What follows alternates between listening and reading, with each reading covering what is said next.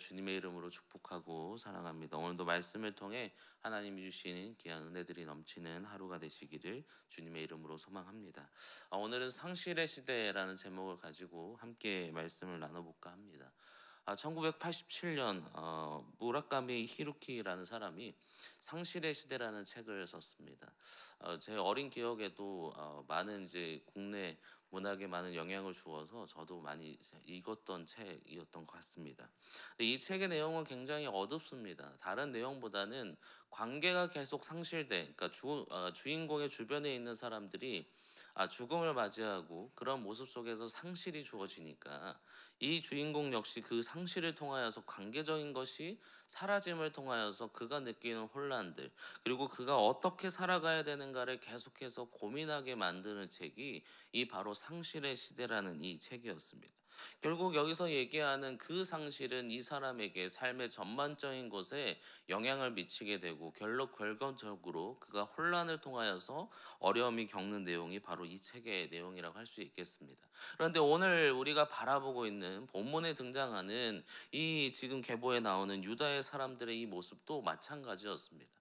이들에게는 무엇이 상실되었냐면 왕이 상실된 것이 아니라 이들에게는 하나님을 믿는 그 믿음이 상실되었다라는 것입니다. 오늘 우리가 잘 알듯이 이전의 왕, 그러니까 이 우리가 바라보고 있는 이 요시야 왕으로부터 시작되었던 그 믿음의 계보들이 분명히 있었습니다. 요시야 왕은 그때 당시에 그 무너졌던 모든 성전을 다시 재건하며 수리하는 그 동시에 율법책을 발견하였습니다. 그리고 그 율법책을 통하여서 우리가 믿음으로 이렇게 살아가면 하나님이 우리의 모습을 보고 기뻐하신다. 그 기뻐하시는 모습을 통해 하나님의 말씀을 우리가 날마다 상고하고 말씀대로 살아가는 것이 우리에게 필요하다라는 것이 바로 토요일 그리고 주일까지 이어지는 이 요시야 왕을 통해 주어졌던 내용이었습니다. 그런데 다시 그의 아들이었던 요아하스에게 들어오면서 다시금 상실된 것이 무엇이냐면 바로 믿음이 상실되었다라는 것입니다. 혹시 우리의 삶의 모습 가운데 아니면 지금 우리가 살고 있는 우리의 삶의 모습 가운데 우리에게 믿음이 다시금 상실되지 않았는지를 오늘 다시 한번 돌아볼 수 있는 은혜가 있기를 주님의 이름으로 소망합니다. 오늘 23장 31절부터 24장 7절에는 계속해서 왕의 계보들이 생깁니다. 요아스는 석 달밖에 그는 왕위에 즉위하지 못했습니다. 그리고 바로 엘리야김, 다시 바로에 의해서 느고에 의해서 결국 이름이 바뀐 요야김이 이제 왕이 되게 되는데, 그들의 모습을 보면 그들을 계속해서 성경이 기록하는 것이 무엇이냐면 하나님 보시기에 악을 행하였다라고 얘기합니다. 그러니까 전통대로 그들에게 주어진 그 악, 결국 그 아버지였던 그 믿음을 가지고 있던 것이 상실된 그들의 삶의 모습은 결국 다시 악으로 돌아가고 죄악을 사랑하는 그 모습을 통하여서 하나님을 사랑하겠다고 하나님의 말씀대로 살아가겠다고 얘기했고 고백하였던 그들의 그 믿음이 상실됨을 통하여서 결국은 다시 모든 삶들이 그들에게 무너졌다라는 것입니다. 앞서 맨서도에 말씀드렸던 이 상실의 시대에 나왔던 주인공도 관계가 무너지니까 그 모든 것들이 상실되니까 그의 삶이 무너졌듯이 오늘 등장하는 이 유다의 왕들, 그리고 유다에 같이 있는 모든 사람들이 결국은 믿음을 상실하였기 때문에 모든 것이 무너지게 되었다라는 것입니다. 그래서 왕하 23장 32절 오늘 말씀을 읽었는데, 여호와스가 그의 조상들의 모든 행위대로 여호와 보시기에 악을 행하였다라고 얘기하죠. 결국은 악이라는 것, 다시금 그들에게 주어진 그 믿음이 상실된 그들의 모습, 삶의 자리는 결국은 악을 행하는 것이었습니다. 그 악을 행함을 통하여서 그들에게 주어진 모습들을 통해 그들은 이러한 모습을 보여줍니다. 첫째로 악을 사랑하는, 다시 믿음이 상실된 그들의 첫 번째 모습은 하나님을 의지하지 않습니다. 오늘 말씀의 35절에 가서 보면 여호야김이 바로 느고 왕에게 무엇을 주냐면 은과 금을 다시금 제공하는 것을 발견하게 됩니다. 결국 하나님을 의지하면 하나님께서 모든 것을 하신다라는 걸 알고 있던 그들에게 믿음이 상실되니까 다른 것을 대체하는 거예요. 그리고 그들에게 조공하면서 나의 왕이 아니면 내가 살아가야 될 것을 당신에게 맡기겠습니다 라고 얘기하는, 하나님을 의지하는 것이 아닌 다른 것을 의지하며 살아가는 거죠. 우리의 삶의 모습은 어떠합니까?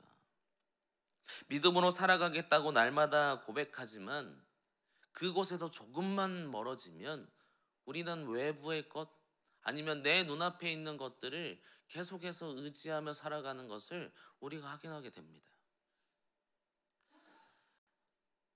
우리 이 자리에 나오신 분들은 그렇지 않겠지만 기독교인의 50%가 운세를 본답니다. 운세 뭔지 모르세요? 점을 본대요. 점을. 심심풀이로도 본대요. 갔다 오신 분들이 50%, 그걸 맹신하는 분들이 20%.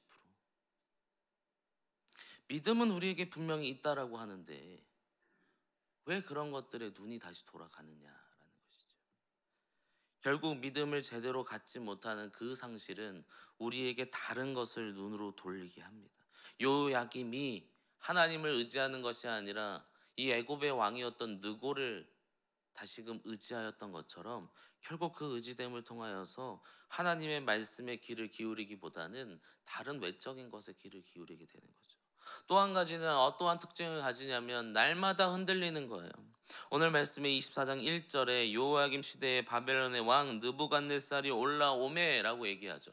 당시에 패권이 바뀌어 버립니다. 분명히 애굽의 왕이었던 누고가 패권을 가지고 있어서 은과 금을 조공을 바쳤어요. 그런데 바벨론의 왕 느부갓네살, 바벨론이 다시금 그 지역의 패권을 차지한 거예요. 그러면 이제껏 의지했던 이 애굽 왕의 모습 속에서 바뀌어야 되는 거예요. 결국 날마다 어느 것에 의지할 것인가가 날마다 주어지니까 그들의 삶이 자꾸만 흔들리게 되는 거죠. 결국은 그 모습 속에서 느부갓네살을 다시금 그들에게 나아가는 이 여호야김 왕의 모습을 보면서 결국 믿음이 우리에게 제대로 서 있지 않는다면 우리는 언제든지 우리의 상황 가운데 우리의 상황과 여건 속에서 무언가를 계속해서 찾게 되고 결국은 흔들리는 삶을 살아가게 된다라는 것입니다. 결국 이 상실된 삶을 통하여서 우리의 삶의 모습 가운데 믿음을 다시금 찾는 귀한 은혜가 있기를 주님의 이름으로 소망합니다. 우리에게 다시금 믿음이 소실되었고 우리에게 상실되었다면 흔들리게 되고 하나님보다 외적인 것을 의지할 수밖에 없는 상황이 우리에게 주어졌다면 다시금 하나님께로 돌아오는 은혜가 있기를 주님의 이름으로 소망합니다. 그래서 첫째로 우리가 상실되었던 그 믿음을 어떻게 하면 다시 우리에게 돌아오게 만드냐는 거죠. 첫째로는 말씀을 가까이 하는 것입니다. 로마서 10장 17절에 그러므로 믿음은 들음에서 나며 들음은 그리스도의 말씀으로 말미암았느니라 라고 얘기하죠. 결국 우리에게 있는 하나님의 말씀이 우리에게 들음으로, 그리고 들음은 우리에게 깨달음으로, 깨달음은 우리 안에 하나님의 말씀을 의지하며 그 말씀대로 순종하도록 우리를 만들어 간다라는 것입니다. 결국 우리는 하나님의 말씀을 가까이 해야 합니다. 믿음이 상실된 이유는 말씀을 다시 가까이 하지 않는 것에서 우리에게 주어지는 것입니다. 그러므로 첫째로 우리는 말씀을 가까이 하기를 주님의 이름으로 소망합니다. 둘째의 모습은 말씀을 들었어요. 그러면 그 들은 말씀을 우리는 믿어야 합니다. 날마다 우리에게 주시는 말씀이 있는데 그 말씀 우리가 믿지 못함, 내 눈앞에 아니면 나의 상황이 바뀌지 않는다고 우리 하나님의 말씀이 분명히 주어졌음에도 믿지 않음을 통해 계속해서 우리의 믿음은 상실되는 거예요. 히브리서 11장 1절, 그러니까 히브리서 내용은 전체를 같은 배경을 가지고 있는데 그 중에 11장 1절과 2절을 가서 보면 믿음은 바라는 것들의 실상이요 보이지 않는 것들의 증거니 선진들이 이로써 증거를 얻었느니라.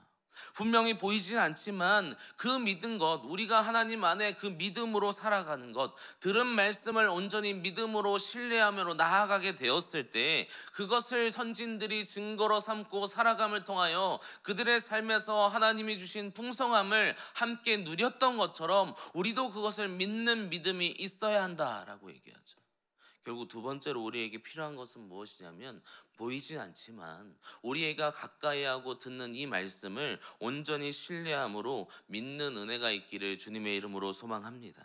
마지막 세 번째 필요한 것은 이 믿음을 통하여서 굳건하게 우리의 자리를 지키는 거예요.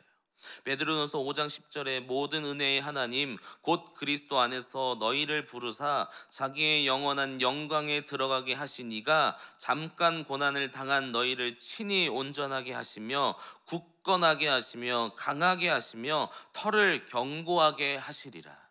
이 은혜가 오늘 우리에게 있기를 주님의 이름으로 소망합니다. 믿음이 우리에게 주어지고 들은 말씀대로 신뢰함으로 살아간다면 이제 우리가 있는 그 자리에서 믿음의 자리를 굳건하게 지키는 거예요. 우리가 지금 바라보았던 이 왕들은 언제든지 흔들렸습니다.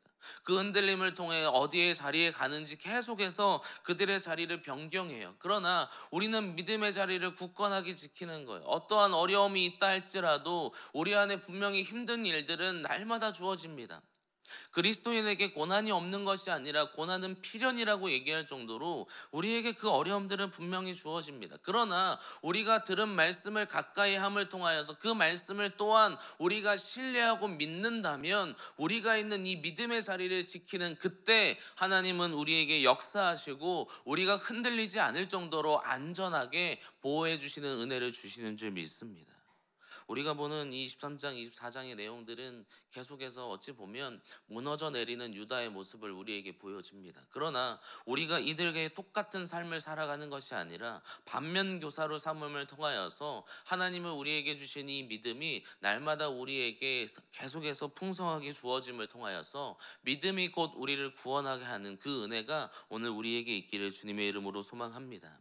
말씀을 정리하지요. 오늘 우리에게 주신 이 말씀은 무엇입니까? 믿음이 상실된 자로 살아가는 것이 아니라 다시금 우리의 자리 속에서 하나님이 주신 말씀을 가까이 하고 말씀이 우리에게 믿음과 신뢰를 가지게 한 그때 우리가 그 자리를 굳건하게 지키게 되었을 때 하나님은 다시금 우리 안에 믿음의 풍성함을 그 분량대로 우리에게 주시는 줄 믿습니다. 그러므로 오늘 하루를 살아가실 때 다시금 우리 안에 믿음의 모습을 살펴보시고 혹여 내가 믿음으로 살아가는 것이 아니라 다른 외적인 것을 통해 살아가는 모습이 있었다면 그것을 다시 돌이켜 하나님께로 돌아와 말씀 안에 굳건히 서는 귀한 은혜가 있기를 주님의 이름으로 소망합니다. 그를 통해 오늘 하루 어려움이 있다 할지라도 그 어려움을 말씀으로 들음으로 신뢰함으로 이겨내시는 귀한 은혜가 있기를 주님의 이름으로 간절히 소망합니다. 함께 기도하겠습니다.